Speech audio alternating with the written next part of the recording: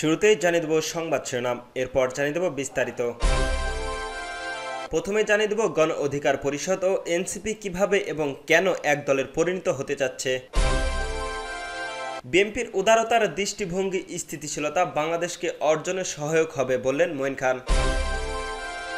53 বছরের শাসকরা দেশকে ভালো কিছু উপহার দিতে পারেনি বললেন ফজলুল করিম। সর্বশেষ জানিয়ে দেব রাজনীতিবিদদের জাতিসংঘ সফর সমালোচনা করে যা বললেন রাশেদ খান।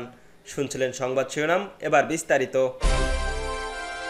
গণ অধিকার পরিষদ ও এনসিপি কিভাবে এবং কেন এক দলের পরিণত হতে যাচ্ছে। বাংলাদেশের তরুণদের নিয়ে গঠিত দুটি দল গণ অধিকার পরিষদ ও জাতীয় নাগরিক পার্টি একীভূত হওয়ার বিষয়ে আলোচনা করছে বলে জানা গিয়েছে, যা রাজনৈতিক দলের মহলের আলোচনার জন্ম দিয়েছে। এ বিষয়ে দলীয় পর্যায়ের কয়েক দফা আলোচনা হলেও আনুষ্ঠানিকভাবে এখনো ঘোষণা দেওয়া হয়নি। দুই দলের কয়েকজন নেতাদের সঙ্গে কথা বলে জানা যায়, তিনি গত 3 সপ্তাহের বেশ কয়েকটি বৈঠকে অনুষ্ঠিত হয়েছে। দুই দলের শীর্ষ নেতাদের সঙ্গে যেমন হয়েছে তেমনি দলীয় পর্যায়ে বৈঠক হয়েছে। সেখানে দুই দলের একীভূত হওয়ার বিষয়ে বেশ কিছু আলোচনা ও সিদ্ধান্ত হয়েছে দলগুলোর নেতারা জানিয়েছেন। তবে এখনো চূড়ান্ত সিদ্ধান্ত আসেনি। বিশেষ করে একটি নিবন্ধিত দলের সঙ্গে আরেকটি অনিবন্ধিত দল কিভাবে এক হবে, দলের নেতৃত্ব কাঠামো কি হবে ইত্যাদি বিষয়ে আলোচনা চলছে। 2018 সালের কোটা সংস্কার আন্দোলনের গণ অধিকার পরিষদের নেতারা এবং 24 সালের গণ অভ্যুত্থানের সময় এনসিপি নেতারা বিশেষ ভূমিকা ছিল। মূলত তরুণদের নিয়েই এই দুইটি দল গঠিত হয়। দুই দলের একীভূত হওয়ার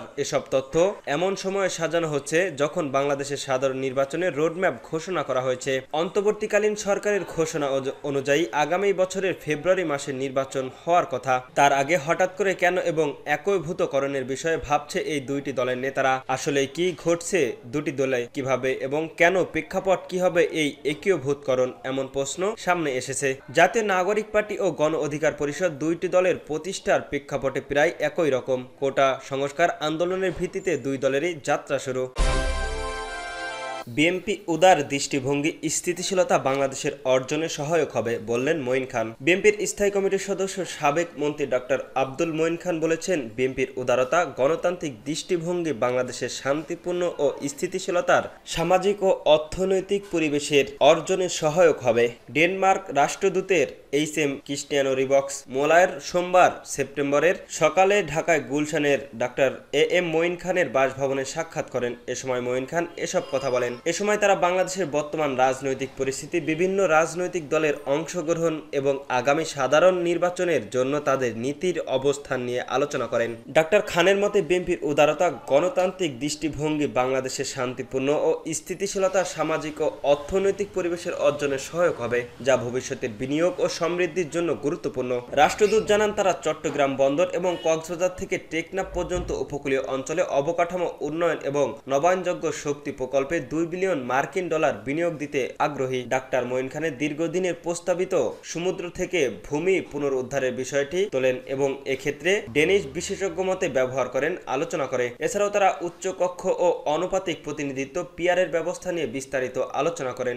ডাক্তার মঈন খান উভয় ব্যবস্থার সুবিধা অসুবিধাগুলো বিশ্লেষণ করেন এবং বাংলাদেশ ও ইউরোপের সমাজগুলির মধ্যে পার্থক্য তুলে ধরেন। উভয় পক্ষ আশা করছেন যে বাংলাদেশের একটি স্থিতিশীলতার গণতান্ত্রিক কাঠামোর অর্জন করলে দুই দেশেরই জনগণের মধ্যে অর্থনৈতিক ও সামাজিক সহযোগিতা বৃদ্ধি পাবে। 53 বছরের শাসকরা দেশকে ভালো কিছু উপহার দিতে পারেনি বললেন ফজলুল করিম। ইসলামী আন্দোলনে বাংলাদেশের সিনিয়র নায়েব আমির মুফতি সৈয়দ মোহাম্মদ ফজলুল করিম বলেছেন, গত 53 বছরে যারা এই দেশকে শাসক ছিল তারা দেশকে ভালো কিছু উপহার দিতে পারেনি। তারা এদেশের জনগণের জন্য কল্যাণকর কোনো কাজ করতে পারেনি। এদেরকে অনেকবার পরীক্ষা করেছে। একবার ইসলামকে পরীক্ষা করুন, ইসলাম ফেল করলে দুর্নীতিতে আসেনি, ইসলাম বিজয়ী হওয়ার জন্য দুর্নীতিতে এসেছে। যদি ফেল করি দ্বিতীয়বার আপনাদের কাছে আর আসবো না বলে মন্তব্য করেন তিনি। পিয়ার পদ্ধতিতে নির্বাচনের কথা জানান তিনি। গণহত্যার বিচার, জুলাই সংসদের আইনি ভিত্তি প্রদান এবং আইনি বিষয়ক শৃঙ্খলা পরিস্থিতির নিয়ন্ত্রণের দাবিতে রোববার 22 সেপ্টেম্বর বিকালে ইসলামী আন্দোলনে বাংলাদেশের হাকিমপুর উপজেলার শাখায় আয়োজিত হিলি স্থলবন্দরের চরমাথা মোড়ে এক পথসভায় তিনি এসব কথা বলেন। পরে তিনি গাজীপুর 6 আসনের সংসদ সদস্য প্রার্থী হিসেবে ইসলামী আন্দোলনে বাংলাদেশকে দিনাজপুরের দক্ষিণ জেলা শাখার সভাপতি ডাক্তার নূর আলম সিদ্দিকীকে ঘোষণা দেন। এতে দলের জেলা ও উপজেলা পর্যায়ের নেতাকর্মীরা উপস্থিত ছিলেন।